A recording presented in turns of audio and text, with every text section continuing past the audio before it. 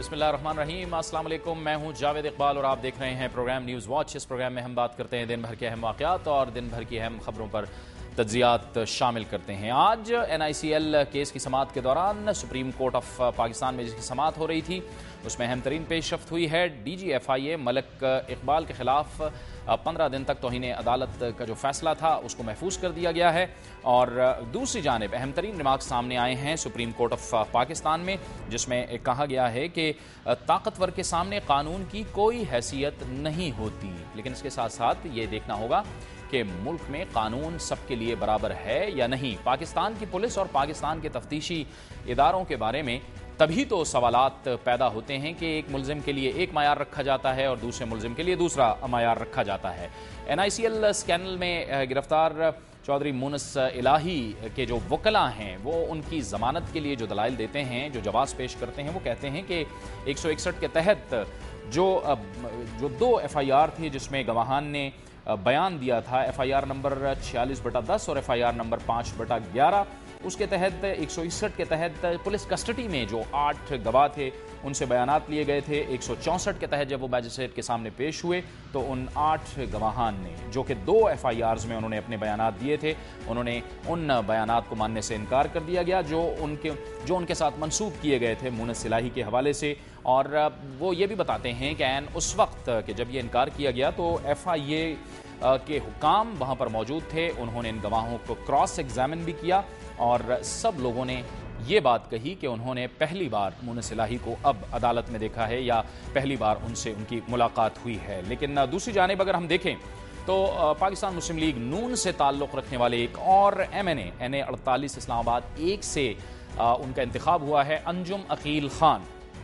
E11 sector Islamabad में housing scheme के लिए अंजुम अकील खान की कंपनी का इंतखाब किया नेशनल पुलिस फाउंडेशन ने और तकरीबन 6 अरब रुपए का नुकसान दिया गया था। और उसके बाद जब तहकीकात हुई और तहकीकात की इंक्वायरी कमेटी सामने आई तो ये मामला था 608 कनाल ज़मीन का, क्योंकि 608 कनाल ज़मीन खरीदी गई और तमाम रकम यानी तकरीबन 4 अरब से ज़ायद की रकम अंजुम अकील खान को चेक्स के ज़रिए पहले ही दे दी गई थी, जबकि मुकर्ररा वक्त के दौरान अंजुम अकील खान ये ज़मीन ट्रांसफ़र करने में नाकाम हो गए थे। अब वो ये कहते हैं, यानी 45 कनाल का मसला था, अब उन्होंने इस बात को कबूल किया है कि वो ये 45 कनाल जो ज़मीन थी जिसमें इर्रेगुलरिटीज़ हुई थी वो भी ट्रांसफ़र करने पर राज़ी हैं। इसके साथ साथ अंजुम अकील खान 59 जो मुतासरा ख़ानदान हैं, जो अलॉटीज़ हैं, उनको 363 मिलियन रुपए देने पर भी रजामंद हो गए हैं और अभी भी 126 कनाल ज़मीन की जो लायबिलिटी है वो उन पर मौजूद है और वो इस पर भी राज़ी हो गए हैं, लेकिन उन पर हाथ नहीं डाला गया और वो आज़ाद हैं। इसीलिए पाकिस्तान के जो पुलिस है और जो पाकिस्तान के जो तहकीकाती इदारे हैं उनके बारे में अहम तरीन सवालात पैदा होते हैं। लेकिन इसके साथ साथ जो पाकिस्तान की सियासत है उसमें बड़ी तेज़ी के साथ तब्दीलियों का सिलसिला जारी है। खुसूसी तौर पर एबटाबाद में उसामा के खिलाफ ऑपरेशन के बाद पाकिस्तान की सियासी जमातों और फ़ौज का शदीद और दो टोक रद्द-ए-अमल अमरीका के लिए भी हैरान कुन रहा। पार्लियामेंट का इन कैमरा सेशन यानी इन कैमरा इजलास के बाद कि जिसमें एबटाबाद ऑपरेशन पर मुश्तरका तहकीकाती कमीशन के क़याम का मुतालबा किया गया था, कमीशन अपने क़याम के पहले ही मराहिल में एतराज़ात का शिकार हो गया। इस दौरान मुल्क में दहशतगर्दी के पे तर पे वाक़यात हुए। इन वाक़यात के साथ साथ ऐसा लग रहा है कि सियासी दर्जा हरारत में भी इजाफा हो रहा है, लेकिन इस दर्जा हरारत का रुख पंजाब की जानिब लग रहा है, क्योंकि मौजूदा हालात को देखते हुए ये अंदाज़ा लगाना मुश्किल नहीं रहा कि पाकिस्तानी सियासत में सदर आसिफ अली जरदारी की हिकमत अमली सबसे ज़्यादा कामयाब रही है, जिन्होंने न सिर्फ सियासत पर अपनी गिरफ्त मजबूत की है बल्कि जिन जिन महाजों पर उन्हें मुश्किलात पेश आ सकती थीं उन मुश्किलात को भी दूर किया है। हमने देखा कि अब से चंद रोज़ कबल सेनेट में एक दिलचस्प पेशरफ्त हुई है। सेनेट में कायदे हिज़्ब इख्तिलाफ का नामज़द होना, जहां एक तरफ मौजूद थे जो उम्मीदवार थे वो थे जमीयत उलमा इस्लाम फजलुर रहमान ग्रुप के मौलाना अब्दुल गफूर हैदरी और उनके साथ मुस्लिम लीग नून के इसहाक डार। अगर मौलाना अब्दुल गफूर हैदरी के वोट्स का जायज़ा लिया जाए तो 19 वोट इनको मिले, जबकि इसहाक डार को कुल 24 वोट मिले थे, जिसमें 9 जो वोट थे वो मुस्लिम लीग हम ख्याल के भी थे।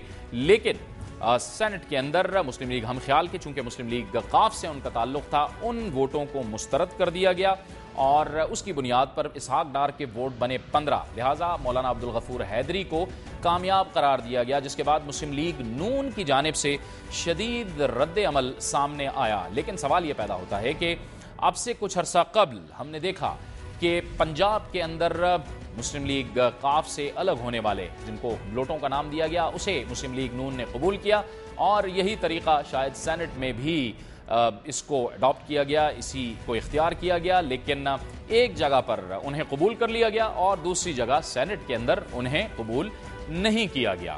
اس کے بعد ہم نے دیکھا کہ گزشتہ روز ایک بار پھر مسلم لیگ نون کے قائد میاں نواز شریف کی جانب سے 30 جون کی ڈیڈ لائن سامنے آئی ہے کہ کمیشن کا قیام جو ایبٹ آباد آپریشن ہوا ہے، اگر وہ کہتے ہیں کہ 30 جون تک ان کے مطالبات پر عمل نہیں ہوا تو وہ پھر حتمی فیصلہ کریں گے۔ میاں نواز شریف کیا کہتے ہیں آئیے آپ کو دکھاتے ہیں۔ تو دیکھیں، اب افسوس کا اظہار کر سکتا ہوں کہ ابھی تک کمیشن نہیں بن سکا، اور کمیشن بننے میں اب کتنی تاخیر کوئی برداشت کر سکتا ہے۔ میں نہیں سمجھتا کہ اب کوئی مزید وقت رہ گیا ہے کہ ہم انتظار کرتے رہیں کہ یہ کمیشن بنے گا، کمیشن بنے گا۔ کمیشن کو پہلے دن بننا چاہیے تھا، نہیں بنا۔ مجھے نہیں سمجھ آتی کہ حکومت کو کس بات کا خوف ہے، کیوں ڈرتی ہے حکومت کمیشن بنانے سے، کیا بوجھ ہے ان کے اوپر، کون سے پریشرز ہیں جس کی وجہ سے حکومت نہیں کمیشن بنا رہی، اور یہ کمیشن نہ بنانا خود ان کے خلاف، اور پاکستان سفر کر رہا ہے، ان کے خلاف بھی یہ بات جا رہی ہے۔ کمیشن بنانا جو ہے وہ میں سمجھتا ہوں کہ اولین ترجیح ہونی چاہیے۔ مسلم لیگ نون کے قائد میاں نواز شریف اپنے خیالات کا اظہار کر رہے تھے۔ دوسری طرف اب پنجاب میں بجٹ کا معاملہ سامنے ہے، یہ ایک انتہائی مشکل مرحلہ ہوگا مسلم لیگ نون کے لیے۔ اس کی وجہ یہ ہے کہ آیا مسلم لیگ جو یونیفیکیشن بلاک بنا ہے مسلم لیگ قاف کا، وہ تو ووٹ نہیں دے پائے گا اس بجٹ کے دوران، لہٰذا پیپلز پارٹی کی جانب سے بھی ایک دلچسپ بیان بھی سامنے آیا ہے، اور وہ کہتے ہیں کہ اگر انہیں ہماری مدد کی ضرورت ہے تو ہم وہ مدد کرنے کو تیار ہیں۔ کیا کچھ ہو سکتا ہے آنے والے دنوں میں، اس پر ہم بات کریں گے، لیکن ایک بریک کے بعد۔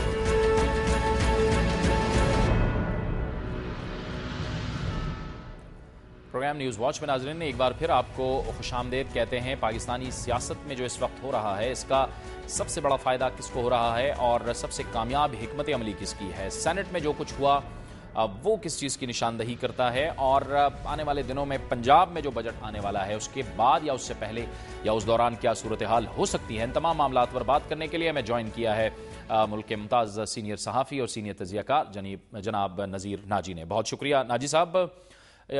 30 جون کا کہا ہے میاں نواز شریف صاحب نے ایک بار پھر، اور اس میں ہم دیکھ رہے ہیں کہ اب بجٹ کا سلسلہ بھی آنے والا ہے، اور سینٹ کے اندر جو کچھ ہوا ہے، یعنی پنجاب میں پہلے مسلم لیگ نون نے اڈاپٹ کیا یونیفیکیشن بلاک کو، اور پھر اس کے بعد سینٹ کے اندر یہی کچھ کیا۔ آپ کو کیا لگ رہا ہے، یہ کیا صورتحال ہے؟ کچھ ہی پاکستان میں دیکھیے جی، کچھ بھی آپ نیکسٹ ڈے کے بارے میں کچھ کہہ نہیں سکتے، کیونکہ جب آپ صبح اخبار پڑھتے ہیں تو آپ کو پتہ چلتا ہے کہ یہاں اسامہ بیٹھا ہوا تھا، تو یہاں تو کوئی بھی چیز ممکن ہے۔ لیکن جس پہلو کی طرف آپ بات کر رہے ہیں وہ ایک تو یہ ہے کہ میاں صاحب کی طرف سے ایک اور ڈیڈ لائن آ گئی۔ یہ ڈیڈ لائن سیاست میں میاں صاحب کی ایک نئی اختراع ہے جو شروع ہوئی ہے، پہلے کوئی اس طرح کی ڈیڈ لائن ہوتی نہیں تھی۔ چلیے خیر، یہ بھی ہو گیا۔ عموماً یہ ہوتا ہے کہ وہ مزدور یونین ہیں یا اس طرح کے جو دوسرے ہوتے ہیں نا مطالبے کرنے والے لوگ، سڑکوں پہ کھڑے ہیں اور ایڈمنسٹریشن سے مطالبات کر رہے ہیں، تو وہاں تو اس طرح کی ڈیڈ لائنز ہوتی ہیں کہ یہاں تک دے دے ورنہ ہم ہڑتال کر دیں گے، ورنہ ہم یہ کر دیں گے۔ لیکن سیاسی جماعت کیا کر سکتی ہے؟ اسمبلیوں کے اندر وہ بیٹھے ہوئے ہیں، سیشن چل رہا ہے بجٹ کا، جو کرنا ہے وہاں کر لیجئے، کیونکہ یہی فورم ہوتا ہے پالیٹیشنز کا۔ تو خیر، وہ ڈیڈ لائن جو کمیشن کے بارے میں دے رہے ہیں، میرا نہیں خیال کہ وہ بھی اسی طرح سے ہوگی کہ آپ کو یاد ہوگا ایک مرتبہ انہوں نے 12 یا 14 نکات دے کے کہا تھا کہ انہیں مانیے، اور ڈیڈ لائن دے دی تھی۔ اس کے بعد وہ نہ اس ڈیڈ لائن کا پتہ ہے نہ ان نکات کا پتہ ہے۔ تو اب بھی میرا نہیں خیال کہ کمیشن میں کوئی وہ اپنی مرضی کے لوگ لے سکیں گے۔ کمیشن تو یہی رہے گا، اور دوسرا ہے تو اس پر بھی اسی طرح سے غیر مطمئن ہوں گے، کیونکہ جو وہ چاہتے ہیں وہ ہو نہیں پائے گا۔ ان کی خواہش یہ ہے کہ اس میں مطلب فوج کے جو معاملات ہیں وہ آ جائیں گے، کچھ شاید جو جرنیل پکڑے جائیں، کچھ ایسا ہو جائے، لیکن ابھی وہ صورتحال پیدا نہیں ہوئی جس کا تصور کیا جا رہا ہے بعض حلقوں میں۔ دوسری بات جو عرض کروں گا وہ یہ ہے کہ سینٹ میں مثلا جو کچھ ہوا ہے، اور یہاں پنجاب میں جس طرح سے لوٹے بنائے گئے ہیں، ان دونوں کا دیکھیے کہ فائدہ کسی کو نہیں ہوا. یہ ایکسرسائز کیوں کی گئی یہ میری سمجھ میں نہیں آتا, کیونکہ یہ جو لوٹے ہیں یہ بجٹ میں ووٹ نہیں, ابھی آپ بجٹ آئے گا آپ دیکھ لیں گے کہ بجٹ میں اپوزیشن کو ووٹ دینا پڑیں گے, کیونکہ جہاں تک میری معلومات ہیں وہ یہ ہے کہ صدر زرداری اس میں ہرگز دلچسپی نہیں رکھتے کہ پنجاب کی حکومت کو ٹاپل کیا جائے یا نکالا جائے.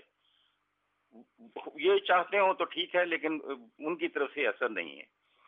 البتہ یہ جو لوٹے انہوں نے اتنے 3 سال سے بٹھا کے رکھے ہوئے ہیں اور خواہ خواہ اپنی پارٹی کی سیاست پر داغ لگا رکھا ہے, یہ تو بجٹ میں ووٹ ہی نہیں دے سکیں گے. ووٹ دیں گے تو ڈسکوالیفائی ہو جائیں گے, ایک دم 40 بندے ہاؤس سے چلے جائیں گے. اس کے ذمہ دار پھر یہ ہوں گے کہ اتنے بڑے ضمنی الیکشن آ جائیں گے صوبے میں, اور کیا کہ اس وقت تو وہ سارے کے سارے لوٹے ان کی حمایت میں بیٹھے ہیں, لیکن وہی الیکشن میں ہو سکتا یہ سیٹیں ان میں سے کم ہو جائیں تو ان کے لیے مسئلہ پیدا ہو جائے. اسی طرح وہاں پر اپوزیشن لیڈر بننے کے لیے یہ جس طرح سے لوٹوں کو گلے لگا رہے ہیں اور جس طرح سے چاہ رہے ہیں کہ ان کی حمایت حاصل کر کے لیڈر آف دا اپوزیشن بن جائیں, تو ان لوٹوں کو ان کی حمایت سے اپوزیشن کو بھی کوئی فائدہ نہیں ہوگا. یہ میں نے ایک جو ان کے ساتھ جانے والے تھے طارق عظیم صاحب, ان سے بات کی تھی رات, تو انہوں نے کہا کہ یس ہم ووٹ تو نہیں دے پائیں گے. تو میں نے کہا اگر آپ ووٹ نہیں دے پائیں گے تو آپ مجھے یہ بتائیے کہ پھر آپ اپوزیشن سے انصاف کر سکیں گے؟ اپوزیشن فیصلہ کرتی ہے کہ ہم نے بجٹ کے خلاف ووٹ دینا ہے, آپ اس کے حق میں دے رہے ہوں گے. اپوزیشن کہتی ہے کہ فلاں کے خلاف عدم اعتماد کی قرارداد ہم لا رہے ہیں, اس میں ووٹ دینا ہے, یہ اس کے خلاف ووٹ ڈال رہے ہوں گے. تو پھر یہ اپوزیشن میں کیسے ہو گئے؟ تو یہی بڑا مشکل ہو جائے گا سمجھانا کہ یہ کہاں پر ہیں, اپوزیشن میں ہیں, یہ ادھر ہے, ووٹ ایک طرف دے رہے ہیں, بیٹھے اپوزیشن کے اندر ہیں. یہ ایسا تضاد ہے جس کا کوئی حل نہیں ہے. دوسرا یہ کہ اب کل سلیم سیف اللہ نے یہ کہا کہ ہم تو سپریم کورٹ جائیں گے. اب سپریم کورٹ میں جا کر یہ کیا کہیں گے کہ ہم لوٹے بن گئے ہیں اور آپ ہمیں تحفظ دیجیے, اور یا چیئرمین سینٹ سے کہیے کہ ہمیں لوٹا بننے کی اجازت دیں. تو کون سا ہے بندہ ہے جو اس طرح کی اجازت دے سکتا ہے, اور کون سی سپریم کورٹ ہے؟ لیکن میرا خیال ہے کہ کل شام کو یا آج صبح کسی نے انہیں سمجھایا ہے, اب وہ اس کی بجائے سپریم کورٹ میں جانے کی بجائے اب یہ پھر سینٹ میں حل کرنا چاہتے ہیں. اور آج کی خبر یہ ہے کہ چیئرمین سینٹ نے کہا کہ وہ سینٹ کے اندر سے ہی جو لیگل ایکسپرٹس ہیں ان سے ایڈوائز لیں گے اور اس کے بعد فیصلہ کریں گے. تو میرا نہیں خیال کہیں سے ایڈوائز آئے گی کہ اس طرح سے پارٹی چھوڑ کر دوسری بغیر اس کے ڈسپلن کے دوسری طرف جانے کی اجازت کوئی قانون دیتا ہے انہیں. بے شک اس معاملے میں قانون خاموش ہے, لیکن قانون کہیں یہ بھی نہیں کہتا کہ آپ جب چاہیں چلے جائیں پارٹی ڈسپلن کو توڑ کے. دوسرا یہ ہے کہ آئین کی جو شقیں ہوتی ہیں وہ صرف لفظوں میں نہیں ہوتی, ان الفاظ کے اندر جو مضمر روح ہوتی ہے وہ اصل اس کا مقصد ہوتا ہے. تو جو یہ پابندیاں لگائی گئی ہیں بجٹ کے ووٹ کی, قرارداد عدم اعتماد کے ووٹ کی یا اعتماد کے ووٹ کی, اور اب تو اس میں شامل ہو گیا ہے آئینی ترمیم پر بھی ووٹ نہیں دیے جا سکتے پارٹی ڈسپلن کے خلاف. تو اس کے ہوتے ہوئے آپ یہ سمجھیے کہ اس میں مضمر ہے یہ بات کہ پارٹی ڈسپلن کی پابندی کی جائے گی. تو اس میں سے اگر آپ ایک اس چیز کو کہ جب جس قانون خاموش ہے, آپ کہیں قانون آپ کے حق میں ہے, تو دوسری طرف یہ کہا جائے گا کہ ان شکوں کے اندر جو بات نکلتی ہے اس میں قانون خاموش نہیں ہے بلکہ قانون پارٹی ڈسپلن کی پابندی عائد کرتا ہے. تو دیکھیے اس کا جو نتیجہ نکلے گا وہ, لیکن اس کا اثرات پنجاب پہ بہت پڑے گا. اچھا, وہ اثرات کیا ہو سکتے ہیں؟ اس کے دیکھیے اگر وہ دوسری طرف بیٹھنے کی اجازت دے دیتے ہیں چیئرمین سینٹ, تو پنجاب میں تو آلریڈی بیٹھے ہیں نا, اس کے بعد دوسرا ٹیسٹ وہ آئے گا, بجٹ پنجاب میں بھی آ رہا ہے وہاں بھی آ رہا ہے, وہاں پر ان کے ووٹ اگر جس طرف دیں گے وہاں ان کی سمجھ آ جائے گی, اور وہاں پنجاب حکومت کو بھی سمجھ آ جائے گی کہ جب یا تو لوٹے بھاگیں گے ڈی سیٹ ہونے سے, اور اگر وہ ڈی سیٹ ہونے سے ووٹ دے کر ڈی سیٹ ہوتے ہیں تو پھر اسمبلی میں کیا صورت رہ جائے گی؟ جیسے ہی وہ ڈی سیٹ ہوئے یہاں پر ووٹ آف نو کانفیڈنس آ جائے گا, اس کے بعد تعداد پوری نہیں ہے تو عدم استحکام تو آ گیا. تو اس طرح کی میرا نہیں خیال کہ ایسی باتیں کرنا چاہیے. اور دلچسپ بات یہ ہے کہ پاکستان میں لوٹوں کا زمانہ کبھی ہوتا تھا 50 کے عشرے میں, لیکن اس کے بعد پہلی مرتبہ لوٹے کی ٹرم جو ہے سیاست میں جس کو ریوائیو کیا ہے وہ خود نواز شریف ہیں. ان کے لوگ گئے تھے جب پیپلز پارٹی کی طرف ٹوٹ کر, تو اس وقت انہوں نے لوٹا کہہ کے ان کی بہت زیادہ توہین کی تھی. پنجاب اسمبلی کے اندر ان کے مائک کے اوپر لوٹا لٹکا دیا جاتا تھا, منظور وٹو کا آنا مشکل تھا چیف منسٹر کی حیثیت سے, اسے لوٹے لوٹا کہا جاتا تھا. تو ان کا جینا دوبر کر دیا تھا. عدالتوں میں گئے, سارا لوٹوں کے خلاف جتنی تازہ سیاسی دور میں لوٹے کے خلاف نفرت نواز شریف صاحب نے پیدا کی ہے، دوسرے کسی سیاستدان نے کی نہیں. لیکن اب چونکہ ان کی اپنی پارٹی کو لوٹے مل رہے ہیں. اچھا ناجی صاحب، یہ لوٹوں کے لیے گوشہ حفیظ کون سا ہے؟ ان کا مستقبل کیا ہے؟ واپس اپنی جماعتوں کے پاس ہی یہی ان کا گوشہ حفیظ ہے؟ جی ہاں، انہیں تو دیکھیے ایک ٹیسٹ تو آنا ہوتا ہے نا. اب یہ بجٹ کا ٹیسٹ آ گیا پنجاب میں. پہلے بجٹ جو تھے وہ پیپلز پارٹی کی مدد سے پاس ہوتے رہے کیونکہ ان کا اپنا فائنانس منسٹر بھی تھا. اب وہ نہیں ہے، ان کو نکال کر بیٹھ گئے ہیں یہ. تو اب بجٹ کے لیے کیا کریں گے؟ یہ بڑا ہے کہ ان کے لیے امتحان کا وقت ہوگا. مگر لگتا یوں ہے کہ پیپلز پارٹی نے یہ بجٹ کے بعد آپ کو پنجاب میں تو کچھ نہیں لگ رہا سلسلہ کوئی تبدیلی یا کچھ نظام چلتا رہے گا؟ نہیں، میرا نہیں خیال. پنجاب میں چونکہ میری جو اطلاع ہے اس کے مطابق پیپلز پارٹی کچھ کرنا نہیں چاہتی. اس کی بابر یہاں کہہ بھی گئے ہیں اگر کہ ہم کوئی کرائسس پیدا نہیں کریں گے اور ہم بجٹ پاس ہونے میں بھی ضرورت پڑنے تو یا وہ کہیں تو ہم ان کی مدد کرنے کو تیار ہیں. تو ناجی صاحب، چاہے نظریات کی بات کریں چاہے گراؤنڈ ریالٹیز کی بات کریں، اس وقت پاکستانی سیاست میں کون وہ شخص ہے، کون سی وہ جماعت ہے یا کون وہ شخص ہے جو کامیاب سیاست کر رہا ہے؟ دیکھیے جی، اس کی مثال تو ایک آپ کے سامنے ہے. اسد زرداری سے زیادہ کامیاب سیاست کون کرے گا کہ میاں صاحب 2/3 اکثریت کے ساتھ بھی گھر چلے گئے تھے اور اسد زرداری صاحب 127 سیٹوں کے ساتھ پورے ملک میں حکومت چلا رہے ہیں. 3 صوبوں میں چلا رہے ہیں. سینٹ میں چیئرمین ان کا ہے، اسپیکر ان کا ہے، پورے فیڈرل کیبنٹ ان کی ہے. اور پنجاب میں یہاں پر بھاری اکثریت کے ساتھ آئے تھے نواز شریف صاحب اور کولیشن بنا کر انہوں نے ٹھیک ٹھاک کام کر لیا تھا. وہ کولیشن جس میں ساتھ چل رہی تھی پیپلز پارٹی اور اس کے وزراء بغیر اختیارات کے کام کر رہے تھے، انہیں نکال دیا. وہاں پر یہ حال ہے کہ انہوں نے کوئی وہاں دوسری جماعت کوئی چھوڑی ہی نہیں، سب کو کولیشن میں لے لیا. کولیشن جتنے لوگوں سے بنی تھی آج ان کی تعداد پہلے سے بہت زیادہ ہو گئی ہے. یعنی ان کے کولیشنر پارٹنرز میں اضافہ ہوا ہے، ان کے کولیشن کے پاس سیٹوں کا اضافہ ہوا ہے. ان کے کولیشن کے پارٹنرز جو تھے وہ سب سے بڑے وہ انہوں نے نکال دیے ہیں. اور جو ان کی اب ووٹ ہیں ان کے صرف اپنی جماعت کے رہ گئے ہیں، باقی ان کے پاس ووٹ کسی کے نہیں ہیں. لوٹوں کے ووٹ ان کے کسی کام نہیں آ سکتے. تو اس سے آپ موازنہ کر سکتے ہیں کہ بہتر پالیٹکس کس کی جا رہی ہے. میں کسی اصولی اعتبار سے نہیں کہہ رہا یا نظریاتی اعتبار سے نہیں کہہ رہا. میں نمبر گیم میں کہہ رہا ہوں کہ باہر جمہوریت کو آپ نمبر گیم سے تو وہ گریز نہیں کر سکتے یا اس سے بھاگ نہیں سکتے، فرار اختیار نہیں کر سکتے. نمبر گیم ہوگا تو حکومت چلے گی.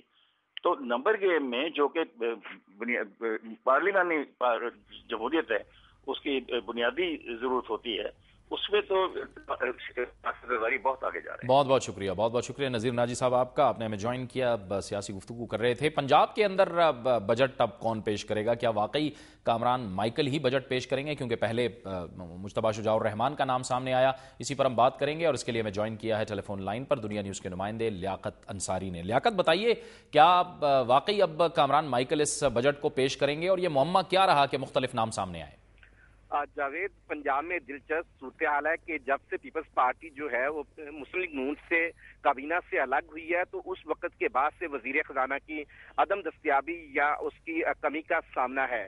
وزیر اعلیٰ پنجاب نے جو عارضی ارینجمنٹ کیا تھا اس میں سردار ذوالفقار کھوسہ کو وزیر خزانہ کا اضافی چارج دیا گیا تھا، لیکن بجٹ پیش کرنے کے لیے چونکہ ان کا حلف بطور وزیر اٹھانا ضروری تھا اور وہ باوجود کچھ گورنر کے ساتھ معاملات کی بنیاد پر حلف ابھی نہیں وزیر کا اٹھانا چاہتے، تو اس بنیاد پر بعد میں جو سیکنڈ آپشن کے طور پر صوبائی وزیر ملک ندیم کامران کے نام پر غور کیا گیا، لیکن وہ بھی پنجاب اسمبلی کے ایوان میں ٹائم دینے کے لیے تیار نہیں تھے بجٹ کے موقع پر، جس پر کامران مائیکل کا فیصلہ کیا گیا اور اس کو آگاہ کر دیا گیا. اس نے کچھ وزارت خزانہ میں بریفنگز بھی لے لی، لیکن بعد میں مجتبیٰ شجاع الرحمان کا نوٹیفیکیشن جاری کر دیا گیا اور انہیں بھی وزارت خزانہ میں اور دوسرے امور جو تھے وہاں پر خزانے بجٹ کے بارے میں بریفنگ دی گئی. لیکن آج اچانک پھر کامران مائیکل کا نوٹیفیکیشن جاری کر دیا گیا اور ہمارے ذرائع کے مطابق یہ فیصلہ کرنے میں میاں محمد نواز شریف کا اہم کردار ہے. انہوں نے جو کامران مائیکل کے حوالے سے بڑا واضح طور پر شہباز شریف کو ہدایت کی کہ آپ نے اگر پہلے کامران مائیکل سے وعدہ کیا تھا تو انہی سے بجٹ جو ہے وہ پیش کروائیں، جس کے بعد لیاقت اب یہ بتائیں کہ اس حوالے سے اپوزیشن کا کیا موقف ہے، یعنی پیپلز پارٹی اور مسلم لیگ قاف کا؟ پیپلز پارٹی اور مسلم لیگ کاف تو اس حوالے سے مسلم لیگ نون کو آڑے ہاتھوں لے رہی ہے اور تنقید کا نشانہ بنا رہی ہے، اور پیپلز پارٹی نے بڑی دلچسپ پیشکش کی ہے مسلم لیگ نون کی قیادت کو کہ ان کے پاس چونکہ وزیر خزانہ نہیں ہے تو اگر وہ باضابطہ درخواست کریں تو انہیں بجٹ پیش کرنے کے لیے سابق وزیر خزانہ تنویر اشرف کائرہ کی خدمات عارضی طور پر پیش کی جا سکتی ہیں۔ یہ ایک طنزیہ قسم کی پیشکش کی گئی ہے اور مذاق اڑایا گیا ہے پنجاب کی گڈ گورننس کے حوالے سے اور پنجاب میں وزیر خزانہ کی عدم دستیابی کے حوالے سے۔ بہت شکریہ لیاقت انصاری، دنیا نیوز کے نمائندے ہمیں بتا رہے تھے کہ کیا معمہ رہا، مختلف نام سامنے آیا وزیر خزانہ کے لیے۔ وقت وہ چاہتا ہے ایک بریک کا، اور بریک کے بعد ہمارے اس پروگرام کا سلسلہ جاری رہے گا۔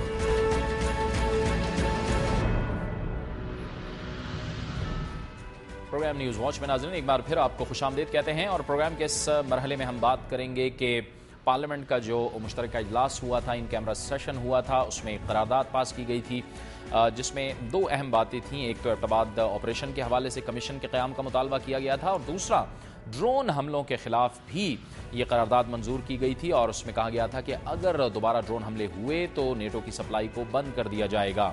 لیکن اہم ترین سوال یہ ہے کہ 2 مئی کے آپریشن کے بعد وزیرستان کے مختلف علاقوں میں، جنوبی وزیرستان اور شمالی وزیرستان میں امریکی ڈرون حملوں کا سلسلہ جاری ہے۔ آج بھی شمالی وزیرستان کے علاقے شمال میں 2 ڈرون حملے ہوئے ہیں، 2 میزائل فائر کیے گئے ہیں، جس سے اب تک کی اطلاعات کے مطابق 24 افراد کو ہلاک کر دیا گیا ہے۔ ہم نے دیکھا ہے کہ گزشتہ کئی دنوں سے ڈرون حملوں کا جو سلسلہ ہے وہ تواتر سے جاری ہے۔ اس کے خلاف پاکستان کی سیاسی جماعتوں کا رد عمل سامنے آیا ہے۔ پاکستان تحریک انصاف نے 2 بار دھرنا کیا ہے۔ پشاور میں 2 روز کا دھرنا کیا عمران خان نے، اور اس کے بعد کراچی میں دھرنا کیا۔ اس کے ساتھ ساتھ جماعت اسلامی کی جانب سے بھی ڈرون حملوں کے خلاف آوازیں اٹھائی گئی ہیں، اور خود قبائلی اس حوالے سے بہت پریشانی کا شکار ہیں، اور پریشانی کا شکار وہ اس لیے بھی ہیں کہ اب وزیرستان سے جو اطلاعات سامنے آئی ہیں کہ ان ڈرون حملوں کے بارود میں کچھ اس قسم کا کیمیکل استعمال کیا جا رہا ہے کہ جس سے زخمی ہونے والے جو قبائلی ہیں وہ کئی پراسرار اور پیچیدہ بیماریوں کا شکار ہو رہے ہیں۔ اس کے ساتھ ساتھ میزائل حملوں میں جو استعمال ہونے والا کیمیائی مادہ ہے وہ انتہائی مضر اور نقصان دہ ہے۔ اس کے ساتھ ساتھ میزائل حملوں سے متاثرہ زخمی قبائلی خصوصی طور پر جلد، آنکھوں، سانس اور پیٹ کی مختلف بیماریوں کا سامنا کر رہے ہیں، اور اس کے ساتھ ساتھ یہ بھی اطلاعات سامنے آ رہی ہیں کہ ڈرون حملوں کے میزائلوں سے براہ راست متاثرہ زخمیوں میں قوت مدافعت اور بحالی صحت بہت کم رہ جاتی ہے۔ اس کے ساتھ ساتھ متاثرہ افراد یا تو میزائلوں کے کیمیائی مادوں کی شدت سے جاں بحق ہو جاتے ہیں، یا پھر زندگی اور موت کی شدید کشمکش میں ان کی زندگی جاری اور ساری ہے۔ اب بہت سے جو ڈاکٹرز ہیں جن کے پاس اس قسم کے زخمی لائے گئے ہیں، انہوں نے ہمیں یہ بتایا ہے کہ بہت پیچیدہ مراحل کا انہیں سامنا ہے، بہت پیچیدہ بیماریوں کا اور پراسرار بیماریوں کا انہیں سامنا ہے۔ انہی معاملات پر بات کرنے کے لیے آج ہمیں جوائن کیا ہے پشاور سے دنیا نیوز کے سینئر کورسپونڈنٹ ہیں ناصر داوڑ نے، اور ہمارے ساتھ اسلام آباد سے موجود ہوں گے مسلم لیگ قاف کے مرکزی سینئر نائب صدر ہیں، اور خود بھی ان کا تعلق وزیرستان سے ہے، جناب اجمل خان وزیر۔ اجمل وزیر، آپ کو بھی ہم خوش آمدید کہتے ہیں۔ ناصر، یہ بتائیے گا کہ جنوبی اور شمالی وزیرستان میں ڈرون حملوں کا جو سلسلہ جاری ہے، ہم نے دیکھا ہے یہ 2 مئی کے بعد جب ظاہر ہے ان کیمرہ سیشن ہوا پارلیمنٹ کا، اس کے بعد آپ بتائیے کہ کن کن خاص علاقوں کو ٹارگٹ کیا گیا ہے وزیرستان میں؟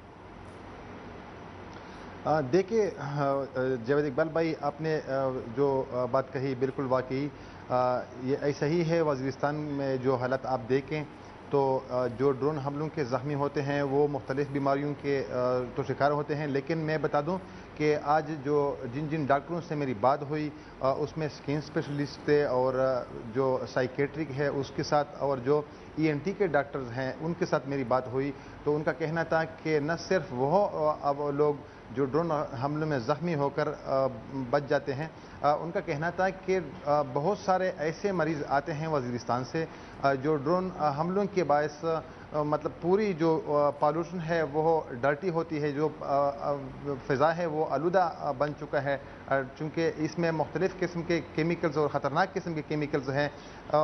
उनका कहना है डॉक्टरों का कि बहुत सारे ऐसे मरीज़ हैं जो इन इलाकों से ताल्लुक़ रखते हैं, और वही चूँकि वज़ीरिस्तान में अगर हम देखें तो वहाँ पर कोई पॉल्यूशन नहीं है, न कोई फैक्ट्री है और न ही इतना ट्रांसपोर्ट है, लेकिन इस वक्त जो माहौल जो पॉल्यूशन ख़राब हो चुका है वो ड्रोन की वजह से। उनका कहना था कि मुख्तलिफ़ किस्म की बीमारियाँ आती हैं स्किन के हवाले से। उन्होंने ये कहा कि हमने मुख्तलिफ़ जो बीमारियाँ देखी हैं, इससे कबल हमने वज़ीरिस्तान में या ट्राइबल एरिया में हमने ऐसे नहीं देखे थे, लेकिन बहुत सारे लोग ऐसे हैं कि उसमें वो इल्म भी नहीं है इनको कि स्किन के हवाले से मखसूस डॉक्टरों को जाना पड़ता है। तो वो अक्सर अवकात ऐसे भी सूरत हाल सामने आए हैं डॉक्टर के मुताबिक कि उन्होंने यहाँ पेशावर में जो कैंसर के लिए कायम किया गया अस्पताल है आर्नम, यहाँ पर उनको शिफ्ट कर दिया गया है, जो वहाँ से अब आर्नम के बाद फिर हमें डेटा मौसूल नहीं हो रहा है कि इन इलाकों से कितने पेशेंट आए हैं, कितने मर चुके हैं और कितने अभी इनके साथ ज़ेर इलाज हैं। ठीक है अजमल साहब, आप बताइएगा कि आपके इल्म में भी जाहिर है और आपके नोटिस में भी कुछ ऐसे केसेस होंगे, कुछ ऐसे जख्मी होंगे जो इस किस्म की बीमारियों का शिकार हैं।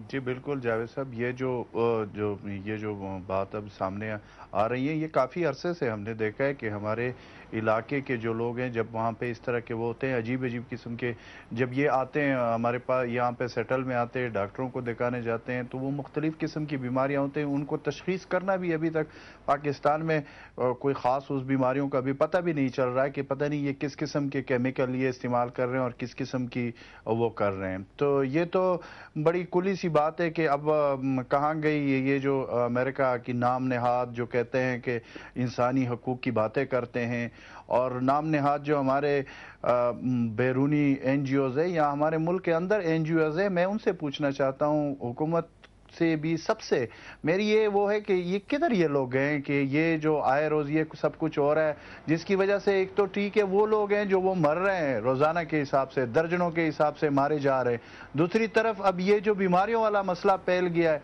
तो वो ये सारी सूरत हाल तो हम काफ़ी दिनों से, काफ़ी अरसे से हम ये पीट कर और इनके सामने हाथ जोड़ जोड़ कर कह रहे हैं, लेकिन इसका कोई नोटिस नहीं लिया जाता।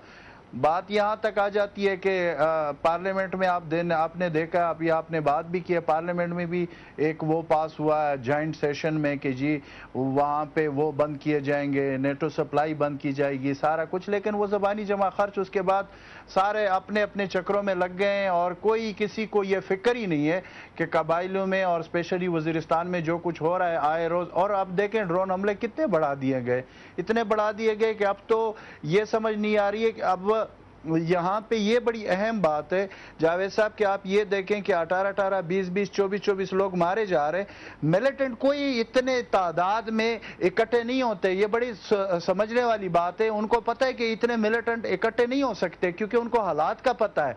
ये लोग होते हैं, अभी उस दिन जो मीरान शाह में जो कल किया गया वो भी तो एक फ्लाइंग कोच पे किया गया, मुझे बता दे उसमें कितने मिलिटेंट। अच्छा, मिलिटेंट की बात होती है कि फलाना मारा गया, फलाना मारा गया, बड़े बड़े नाम आ जाते हैं, लेकिन 2 दिन के बाद उसकी तरदीद आना शुरू हो जाती है कि कोई उसमें इस तरह बात नहीं थी। ठीक है, ठीक है अजमल आप हमारे साथ रहिएगा, नासिर भी हमारे साथ हैं। एक ब्रेक लेते हैं और ब्रेक के बाद अपनी गुफ्तगू का सिलसिला जारी रखते हैं।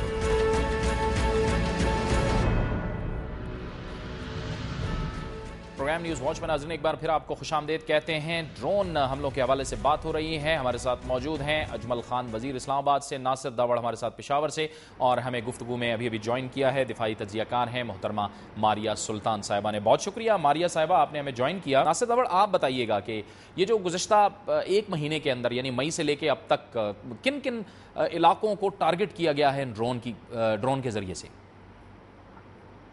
जब इकबाल देखे शिमाली वज़ीरिस्तान के जो सरहदी इलाके हैं, दत्ताखेल, यहाँ पर भी ड्रोन हमले हो चुके हैं, मिरली में भी एक ड्रोन हमला हो चुका है, और इसके बाद अब रिसेंटली जो बड़े बड़े जो बहुत ज़्यादा हलाकतें हो रही हैं उसमें ये कि जनूबी वज़ीरिस्तान के जो वाना इलाके हैं यहाँ पर 2 ड्रोन अटैक हो गए हैं, जिसमें एक बताया जाता है कि अलियास कश्मीरी भी इसमें मारे गए हैं, और इसके बाद फिर जो दूसरा ड्रोन अटैक हुआ है परसों 2 ड्रोन अटैक बल्कि 3 ड्रोन अटैक हो गए जिसमें मजमूई तौर पर 21 लोग हलाक हो गए। और आज एक बार फिर शिमाली वज़ीरिस्तान ही के जो सरहदी इलाका है शवाल, यहाँ पर जो ड्रोन हमला किया गया है इसमें अभी तक 24 अफराद के हलाक होने की तस्दीक हो रही है। मैं बता दूँ कि इस इलाके में इस वक्त ड्रोन हमलों के एक यलगार शक्ल इख्तियार कर गए हैं। मारिया साहिबा, अमरीका को हम क्यों मरबूत तरीके से ये बात कन्विंस करने में नाकाम ناکام ہو گئے ہیں کہ ڈرون حملوں سے مسائل بھی پیدا ہو رہے ہیں، کیونکہ اب یہ اطلاعات آ رہی ہیں کہ اس سے کئی پراسرار بیماریاں بھی پیدا ہو گئی ہیں. ملیٹنٹس کو تو انہوں نے مارا ہے، لیکن اس کے ساتھ ساتھ جو معصوم لوگ ہیں، زخمی ہوئے ہیں، ان میں بھی بڑی پیچیدگیاں، بڑی بیماریاں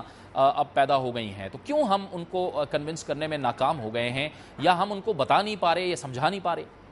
نہیں جی، مسئلہ دراصل یہ نہیں ہے کہ آپ نہ ان کو بتا رہے ہیں نہ ان کو سمجھانے میں ناکام ہے. مسئلہ اس وقت دراصل یہ ہے کہ امریکہ جو ہے کسی صورت نہیں چاہتا کہ آپ جو ہے آپ سے آخری وجہ اعتراض جو ہے آپ اس کو بھی ختم کر دیں. کیونکہ اگر آپ شمالی وزیرستان کو علاقہ صاف کر لیتے ہیں اور اس کے بعد ان کے پاس پھر یہ کوئی جو ہے جواز نہیں رہتا جس کی بنیاد تو یہ کہہ سکتے ہیں کہ افغانستان کے اندر جو مسائل کے جو حل ہے وہ پاکستان کی بدولت نہیں بلکہ افغانستان کے اندر ان کی ناکام پالیسیوں کی وجہ سے ہے. اس وقت امریکہ میں آپ جیسے آپ دیکھیں گے جس طرح انہوں نے مختلف طریقوں سے جو ہے مختلف آپریشنز کیے، چاہے وہ اسامہ کا آپریشن تھا، چاہے یہ جو ڈرون اٹیکس کے حملے ہیں جو اس وقت غیر قانونی طور پر کیے جا رہے ہیں اور CIA کے لوگ کرتے ہیں، جس کی وجہ سے ان کو انلیگل کمبیٹنٹ کے طور کے اوپر کہا جاتا ہے کسی جنگ کے اندر. یہ کر اس لیے تاکہ وہاں کے جو عوام ہیں، یہ جو ساتھ جس کو آپ کہتے ہیں کہ کولیٹرل ڈیمیج کے جو معصوم لوگ ہیں جس مر رہے ہیں، جب یہ لوگ مرتے ہیں تو اس میں ظاہر ہے جب آپ کوئی آپریشن کریں گے تو عوام کے دل جیتنے یا ان کو اپنے ساتھ بنانا آپ کے لیے مشکل ہو جائے گا.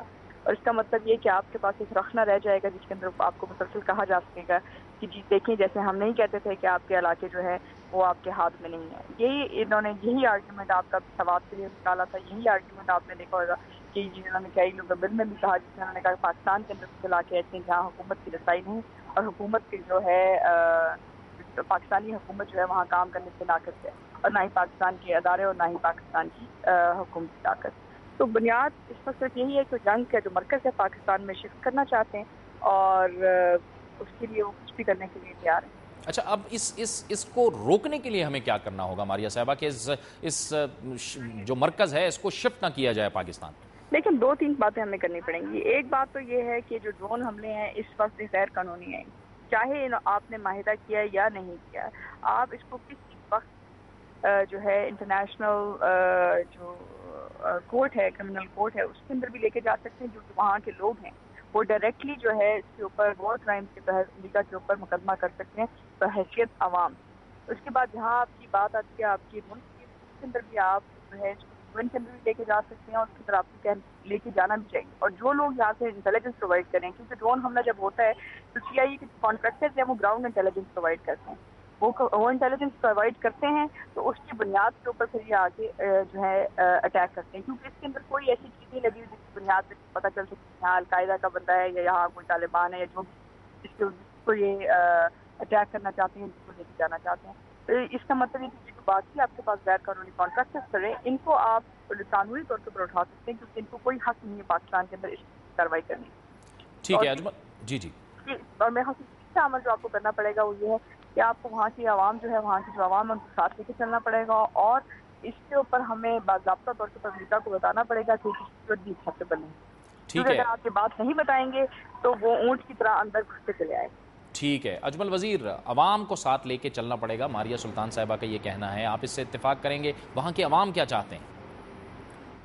دیکھیں، بات یہ ہے کہ جو عوام کی باتیں، وہاں کی عوام کی باتیں، وہاں پہ کسی کو کہ کبھی بھی اعتماد میں نہیں لیا گیا، ہماری حکومت نے کبھی نہیں لیا. صرف اور صرف زبانی جمع خرچ. ایون ہمیں جو اپنے یہ جو فاٹا کے MNAs ہے، سینیٹرز ہے، یہ جب ہمیں ملتے ہیں وہ کہتے ہیں ہمیں تو کسی چیز کا پتہ ہی نہیں ہے، حالانکہ وفاقی وزراء ہوتے ہیں، کیبنٹ کے ممبر ہوتے ہیں، ان کو بھی بائی پاس کیا جاتا ہے. تو عوام تو بہت دور کی بات ہے. میں آپ کو ایک بات بتا دوں کہ دیکھیں، بات یہ ہے کہ دنیا میں کہیں پہ بھی اس طرح میں نے کبھی نہ سنا ہے نہ دیکھنے میں ملا ہے کہ اسی طرح ایک جو ملک کی جو ساورنٹی ہوتی ہے اس پہ اسی طرح کہ اگر امریکن یہ جسٹیفیکیشن پیش کرتے ہیں کہ یہاں پہ لوگ ہیں تو دنیا میں بہت سارے لوگ ہوتے ہیں، اس کا یہ مطلب ہرگز نہیں ہے کہ آپ ایک ملک کی ساورنٹی کو کے اوپر روزانہ کے بنیاد پہ حملے کریں. اور دوسری سب سے اہم بات یہ کہ جاوید صاحب، اگر آج وزیرستان کے حوالے سے آپ چپ رہتے ہیں، اس پہ پورے پاکستان کی قوم اٹھ کڑی نہیں ہوتی، تو میں آپ کو بتا دوں کہ پھر دوسری باری کسی اور جگہ کی بھی ہو سکتی ہے پاکستان کے اندر. پھر آپ کیا کریں گے؟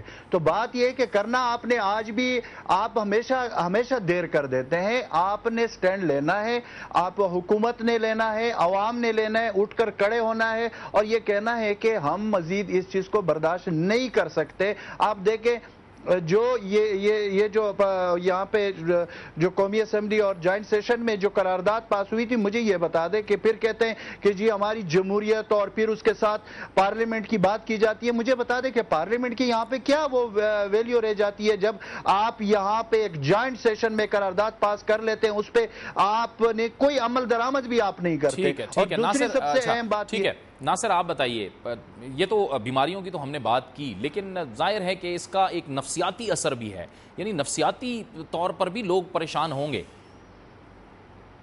دیکھیے جاوید اقبال، جیسا کہ میں نے پہلے عرض کیا کہ شمالی اور جنوبی وزیرستان میں اب اس کے بہت سارے ایسے مریض ہیں جو براہ راست ڈرون حملوں میں زخمی نہیں ہوئے ہیں، لیکن پورے جو علاقے کے ہیں لوگ، بچے ہیں، خواتین ہیں، بوڑھے ہیں، اس میں ایک تو سکن کی جو بیماریاں ہیں وہ نکل رہی ہیں.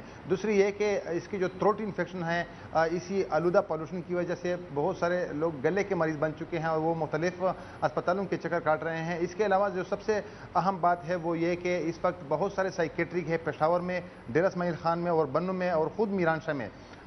بہت سارے لوگ اعصابی مریض بن چکے ہیں ڈرون کی آواز سے، ڈرون کی ویسے جو پڑھ رہے ہیں اسی آواز سے. اور جو دھماکے ہو رہے ہیں تو وہ بھی ایک خوفناک دھماکہ ہوتے ہیں. آواز سنتے ہی بعض جو لوگ ہیں، جو بچے ہیں، اس کے اوپر بہت برے اثرات مرتب ہوتے ہیں. اور آج ایک ڈاکٹر سے میری بات ہو رہی تھی، ان کا کہنا تھا کہ ڈرون کی جو آواز ہیں اسی وجہ سے بہت سارے لوگ مریض بن کر اس کے پشاور میں، خان میں، بنوں میں زیر علاج ہے، جو پرماننٹلی وہ ماہانہ بیس پر یہاں آتے ہیں اور ان کا علاج معالجہ کیا جا رہا ہے. ٹھیک ہے، بہت شکریہ، بہت شکریہ، بہت شکریہ ناصر داوڑ آپ کا، بہت شکریہ ماریہ سلطان صاحبہ آپ کا، آپ نے ہمیں اس گفتگو میں جوائن کیا، اور بہت شکریہ اجمل وزیر صاحب آپ کا. اسی موضوع پر، اسی پر بات کرنے کے لیے اب سے کچھ دیر پہلے، یعنی پروگرام سے پہلے، میں نے خود امریکی سفارت خانے کے ترجمان سے بات کی اور ان سے سوال کیا کہ آیا کچھ ایسا ہو رہا ہے، آپ اس پہ کوئی موقف ظاہر کریں گے کہ امریکی جو ڈرون اٹیک ہو رہے ہیں اس میں کچھ اس قسم کا کیمیکل یا کوئی مادہ استعمال ہو رہا ہے جس سے پراسرار بیماریاں پھیل رہی ہیں. تو انہوں نے ہمیں جواب دیا، انہوں نے مجھے جواب دیا کہ میں اس پر کسی بھی قسم کی بات نہیں کرنا چاہوں گا. یہ تھا ہمارا آج کا پروگرام. اگر آپ کوئی فیڈ بیک یا رائے دینا چاہتے ہیں تو ہمیں لکھیے، ہمارا ای میل ایڈریس ہے nw@duniatv.tv. پروگرام نیوز واچ سے جاوید اقبال کو اجازت دیجیے. اللہ حافظ.